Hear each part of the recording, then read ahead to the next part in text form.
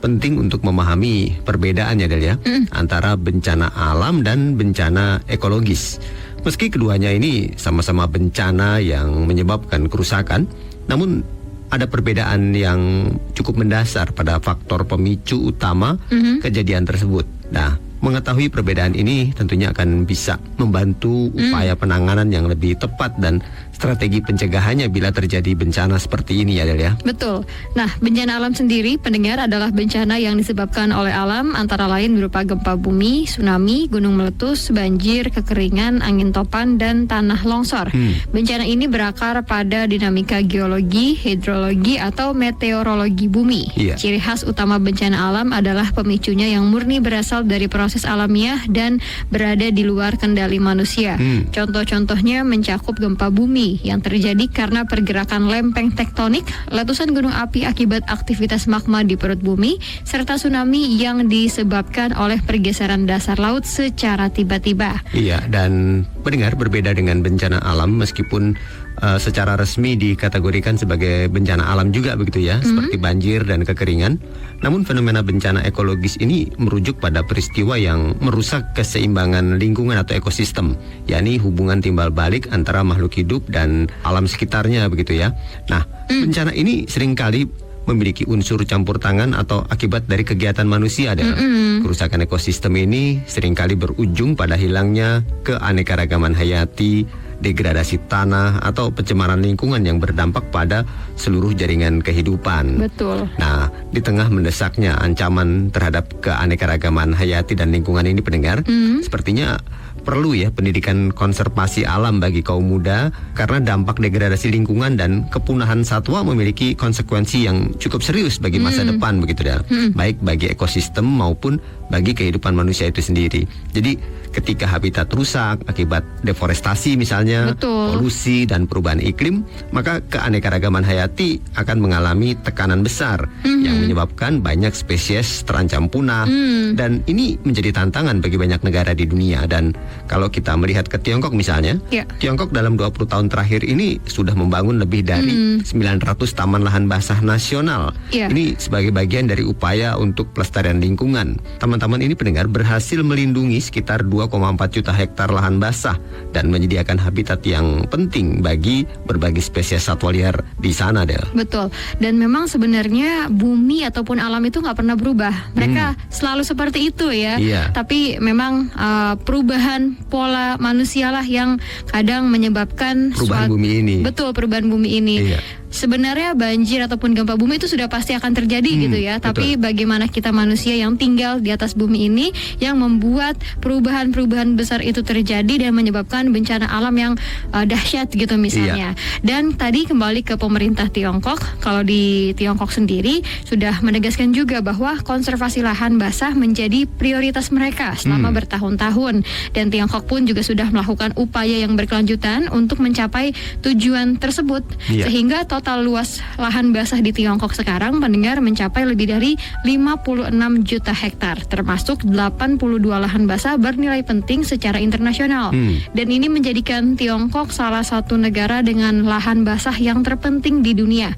Dan tidak hanya lahan basah, otoritas kehutanan dan padang rumput Tiongkok misalnya, mereka juga meluncurkan tindakan khusus untuk melindungi burung dan menindak aktivitas ilegal yang berdampak negatif pada satwa liar. Dan sejauh ini Tiongkok juga sudah memperkuat perlindungannya terhadap tumbuhan dan hewan liar dalam beberapa tahun terakhir. Dan populasi spesies tumbuhan dan hewan liar utama yang dilindungi juga telah menunjukkan tren peningkatan, San. Menurut Administrasi Kehutanan dan Padang Rumput Nasional, misalnya jumlah burung air yang melewati setiap musim dingin yang dipantau di Tiongkok mencapai tingkat tertinggi pada tahun 2024 yang lalu.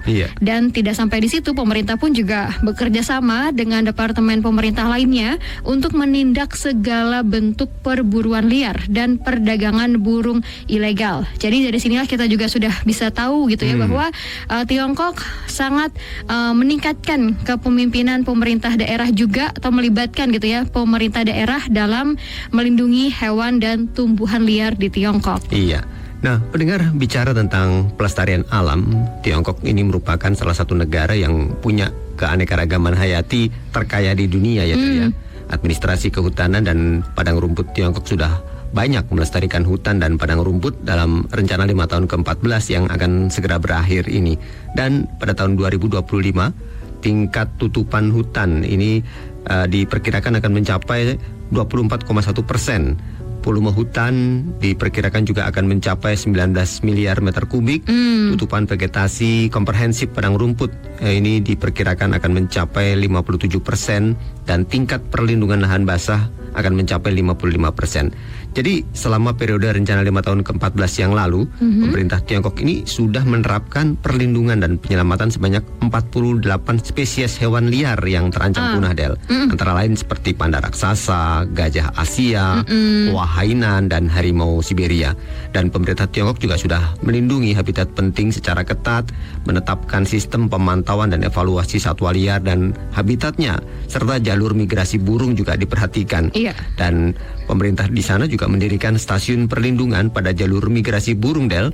Dan tidak hanya itu, pemerintah juga mendukung pembangunan basis perkembangbiakan satwa liar langka dan terancam punah, serta mendirikan bank gen untuk sumber daya genetik dan melaksanakan reintroduksi terhadap 15 satwa liar langka dan terancam punah. Jadi banyak sekali yang sudah dilakukan ya, Del, ya, untuk melestarikan alam ini. Iya, belum lagi pemerintah Tiongkok juga sudah melakukan pencegahan dan mengurangi resiko bahaya terhadap hewan liar nih, San.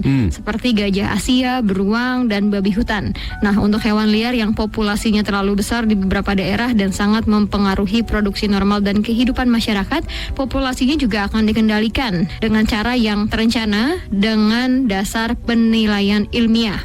Dan hingga akhir rencana 5 tahun ke-14, pemerintah Tiongkok sudah melaksanakan perlindungan penyelamatan terhadap 50 spesies tumbuhan liar dan melakukan eksperimen regresi lapangan pada spesies populasi yang sangat kecil dengan silsilah yang jelas dan keragaman yang kaya. Dan kalau kita bicara soal hewan langka juga nih, San, pastikan setiap negara punya ya atau memiliki hewan yang khas dan unik yang hanya dapat ditemukan di satu negara itu saja. Tak terkecuali Tiongkok tentunya. Negara yang satu ini, pendengar, juga memiliki sejumlah hewan yang terancam punah di alam liar. Namun jika kita ada kesempatan gitu ya untuk berkunjung ke Tiongkok, maka kita bisa melihatnya di kebun binatang dan tempat penangkaran serta perawatan hewan di Tiongkok. Nah, di sana juga sangat terawat dengan baik gitu ya, hewan-hewan yang memang langka ataupun unik ataupun itu menjadi ciri khas negara tersebut. Betul. Jadi pendengar, banyak cara yang dilakukan oleh Tiongkok untuk melindungi berbagai spesies hewan dari kepunahan ya, ya. Salah satunya adalah dengan membuat film dokumenter. Contohnya seperti film dokumenter Chinese White Dolphin yang diproduksi bersama oleh China Media Group, Guangdong Radio and Television, dan Zhuhai Media Group. Nah, film dokumenter ini sudah mulai tayang secara nasional pada beberapa hari yang lalu dan dibuat selama 6 tahun, Del. Film ini merupakan film dokumenter pertama di dunia yang berfokus pada lumba-lumba putih Tiongkok. Jadi pendengar, lumba-lumba putih Tiongkok ini adalah satu-satunya mamalia laut yang menyandang nama Tiongkok begitu ya. Dan hewan ini terdaftar sebagai rentan dalam daftar merah Organisasi Internasional untuk Pelestarian Alam dan dilindungi sebagai spesies kelas 1 nasional di Tiongkok. Nah, saat ini populasi lumba-lumba putih di dunia diperkirakan hanya sekitar 6.000 ekor, Del. Dan lebih dari 4.500 ekor ini hidup di perairan Tiongkok, termasuk lebih dari 2.000 ekor yang ada di kawasan Teluk Besar Guangdong, Hong Kong, dan Makau. Jadi memang ini perlu dilestarikan ya, karena memang cukup sedikit ya jumlahnya di dunia ini. Betul.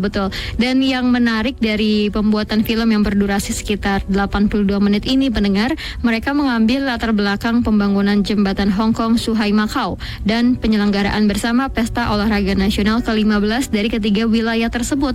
Jadi alur cerita dari film ini mengikuti petualangan seekor lumba-lumba putih Tiongkok bernama Suzu, dan film dibuat dengan menjunjung tinggi prinsip-prinsip otoritas ilmiah, aksesibilitas, penceritaan yang hidup, dan perspektif internasional. Film produksi ini bekerja sama dengan berbagai institusi, termasuk Akademi Ilmu Pengetahuan Tiongkok dan cabang konservasi satwa liar perairan dari Asosiasi Konservasi Satwa Liar Tiongkok. Iya. Nah, pendengar, pembuatan film dokumenter ini yang memakan waktu cukup lama dan jejak pengambilan gambar mereka ini juga banyak, Del. Meliputi Guangdong, Guangxi, Hainan, kemudian juga Hong Kong dan Macau.